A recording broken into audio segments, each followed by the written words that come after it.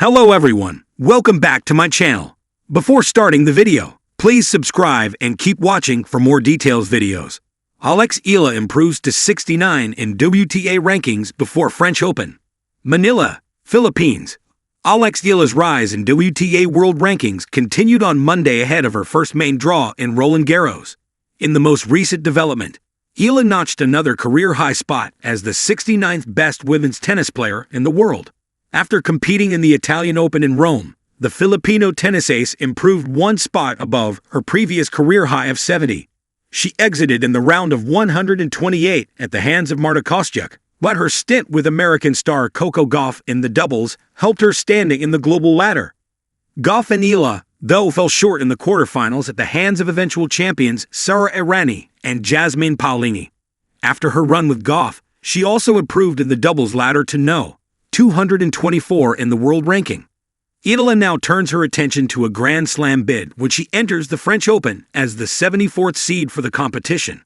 Breaking the clay ceiling, Eala climbs to 69 in the WTA rankings before French Open.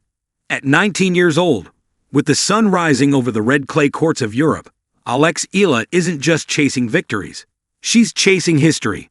The Filipina tennis prodigy has leaped to a career-high WTA ranking of No. 69, setting the stage for her most significant Grand Slam run yet, the 2025 French Open. In a sport dominated by powerhouses from the United States, Europe, and Australia, a teenager from the Philippines carving her name into the top 100 is more than just a breakthrough. It's a revolution. And this time, it's wearing a headband, swinging a babolat and smiling with the quiet fire of someone who knows she's just getting started. From Manila to Madrid, the journey to the top 100, Eala's rise hasn't been meteoric. It's been methodical. Born in Quezon City, she picked up a racket at the age of 4. By the time she turned 12, she was already making waves at the Rafa Nadal Academy in Mallorca, Spain, where she earned a scholarship and honed her baseline game with the same discipline and heart that would later define her tour presence.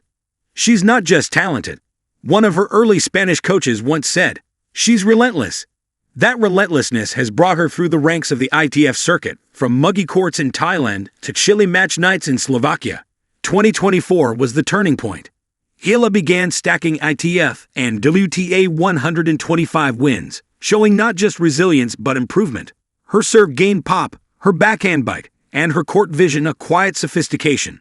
Then came the spark.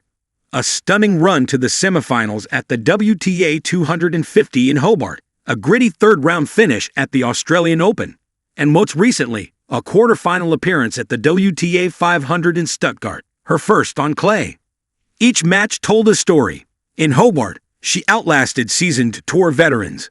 In Stuttgart, she handled former top 20 players with maturity, and with every win, her ranking climbed first to 90, then 78, and now, just days before Roland Garros, World No. 69, a symbol beyond sport. To understand what this means, you have to understand what Eala represents.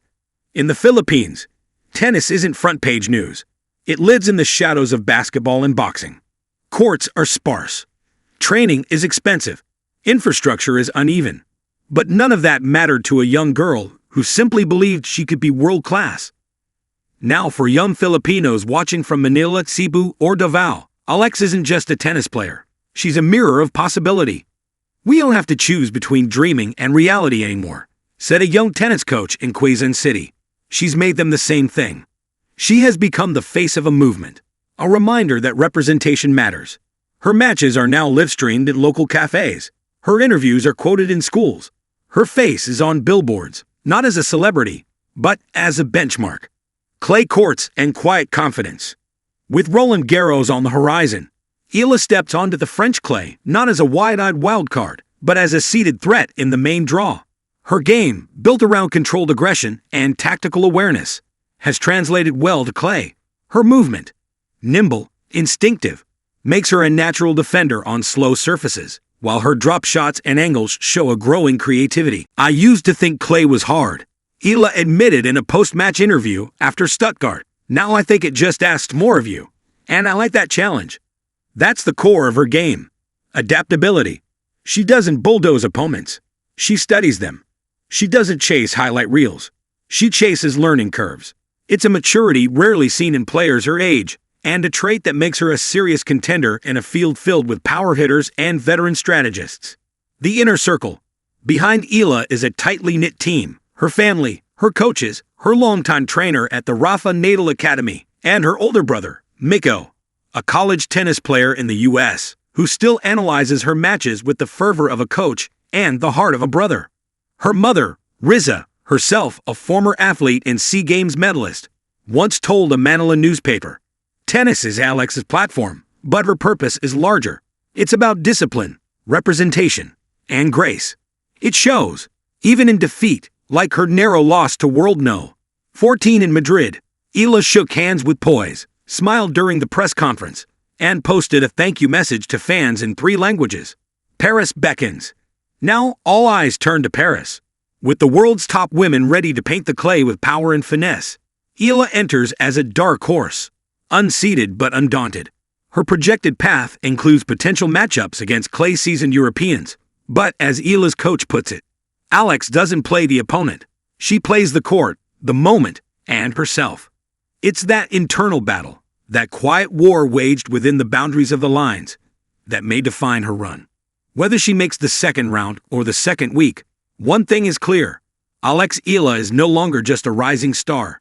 She's a ranked force, a name etched into the top 70 of the WTA world, a player whose best chapter hasn't been written, but whose pen is now firmly in her own hand.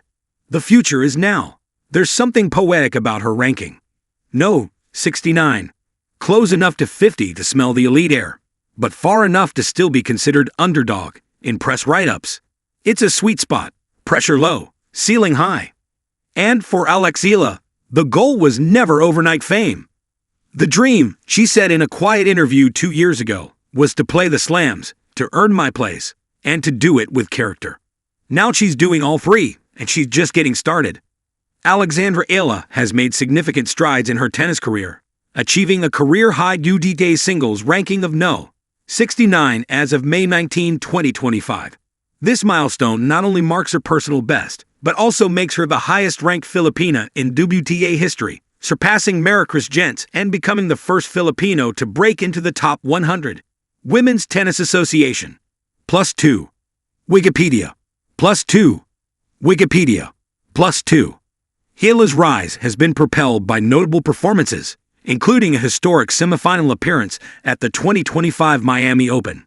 During the tournament, she defeated 3 Grand Slam champions, Jelena Ostapenko, Madison Keys, and Iga Swiatek, becoming the first Filipina to reach a WTA Tour semifinal and the first to defeat a top 10 player in the Open era. Following her success in Miami, Eala continued her ascent with a second-round finish at the Madrid Open, where she faced Iga Swiatek again, securing a career-high ranking of No. 70. Her consistent performance has positioned her as a strong contender in upcoming tournaments, including her main draw debut at the French Open later this month.